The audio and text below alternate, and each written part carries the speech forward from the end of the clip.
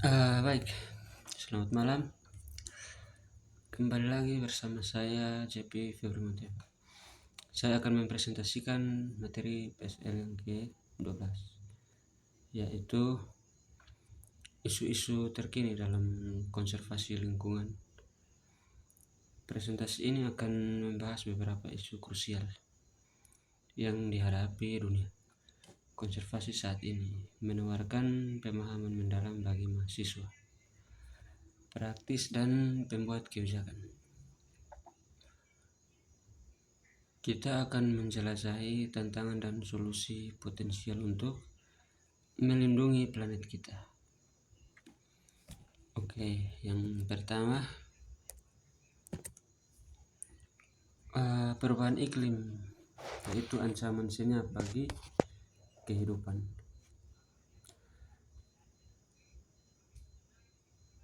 Perubahan iklim menjadi isu konservasi paling mendesak.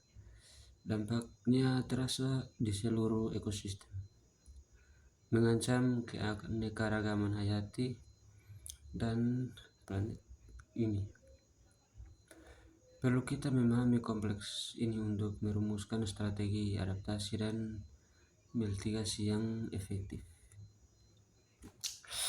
Yang pertama, pergeseran sebaran resif.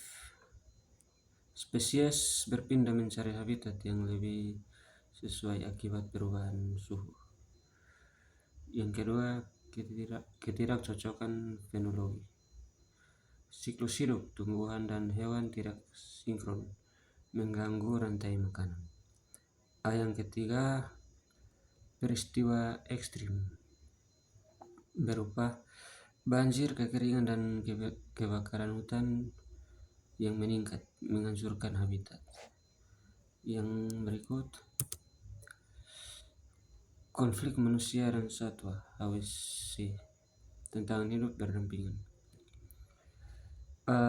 Konflik antara manusia dan satwa liar semakin intensif seiring dengan menyusutnya habitat alami.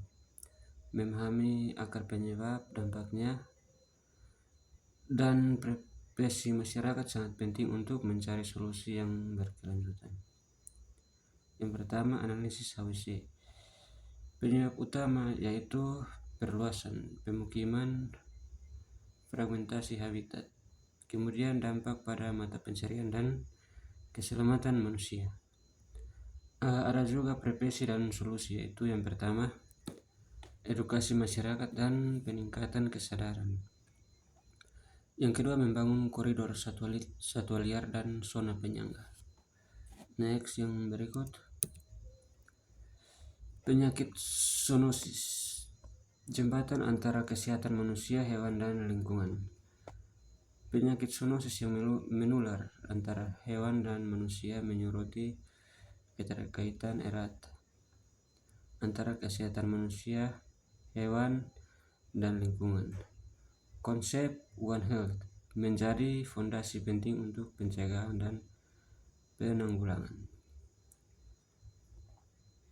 Kesehatan manusia yaitu penyakit menular dari hewan ke manusia. Hewan yaitu peran satwa liar sebagai reservoir penyakit. Yang ketiga, kesehatan lingkungan.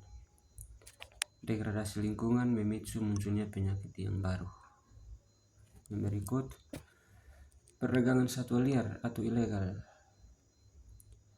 Perdagangan satwa liar adalah kejahatan transnasional terorganisir yang mengancam kepunahan spesies dan mendestabilisasi ekosistem. Skala global memerlukan respons terkoordinasi dan inovatif. Skala global yaitu jaringan luas yang melintas benua. Cybercrime yaitu pemantauan platform online untuk penjualan ilegal. Yang ketiga yaitu penegakan hukum, kerjasama internasional yang mendesak. Yang berikut, hilangnya konektivitas habitat, jembatan kehidupan yang terputus. Fragmentasi habitat akibat penebangan manusia memutus jalur migrasi dan isolasi populasi satwa liar, menyebabkan dampak genetik yang hilang keanekaragaman hayati. Pentingnya lanskap yang terhubung tidak bisa diabaikan. Yang pertama itu fragmentasi habitat. Menyebabkan pecahnya habitat alami menjadi bagian-bagian kecil. Terus yang kedua yaitu dampak negatif.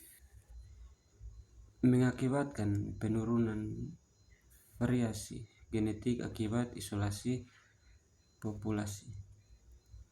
Yang ketiga, pentingnya landscape. Kebutuhan untuk menghubungkan kembali habitat yang terpisah. Yang berikut, solusi inovatif koridor satwa liar. Koridor satwa liar adalah solusi vital untuk mengatasi fragmentasi habitat.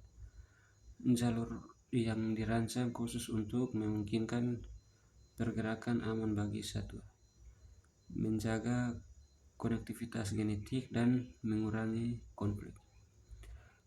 Koridor satwa liar bukan hanya tentang melindungi hewan, tetapi juga tentang memulihkan kesehatan ekosistem secara keseluruhan. Ini adalah investasi untuk masa depan keanekaragaman hayati kita. Next, yang berikut, solusi inovatif yaitu desain infrastruktur hijau.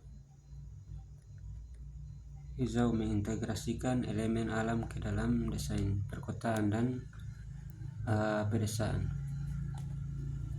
memberikan manfaat ganda, mendukung keanekaragaman sekaligus meningkatkan kualitas hidup manusia dan ketahanan lingkungan. Yang pertama, taman kota dan ruang hijau. Taman kota dan ruang hijau menyediakan habitat dan mengurangi efek pulau panas di perkotaan. Terus yang kedua, sistem air berkelanjutan, yaitu mengelola air hujan dan mencegah erosi. Kemudian yang ketiga, dinding dan atap hijau, meningkatkan isolasi bangunan dan kualitas udara. Yang berikut, masa depan konservasi kolaborasi lintas sektor.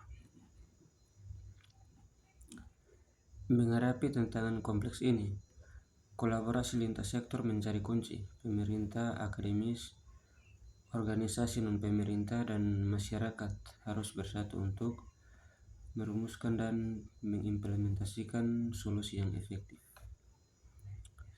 Contohnya yang pertama, peningkatan pendanaan untuk penelitian konservasi. Kemudian yang kedua, penguatan kebijakan dan penegakan hukum.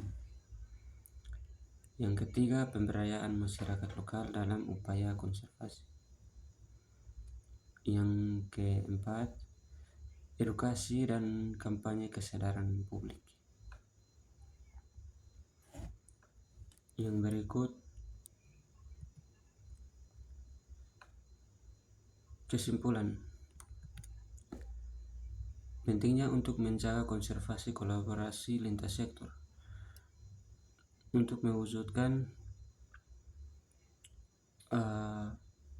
peningkatan perdana untuk penelitian konservasi, pemberdayaan masyarakat lokal dalam upaya konservasi, dan edukasi dan kampanye kesadaran publik. Demikian hasil presentasi dari saya. Sekian dan terima kasih.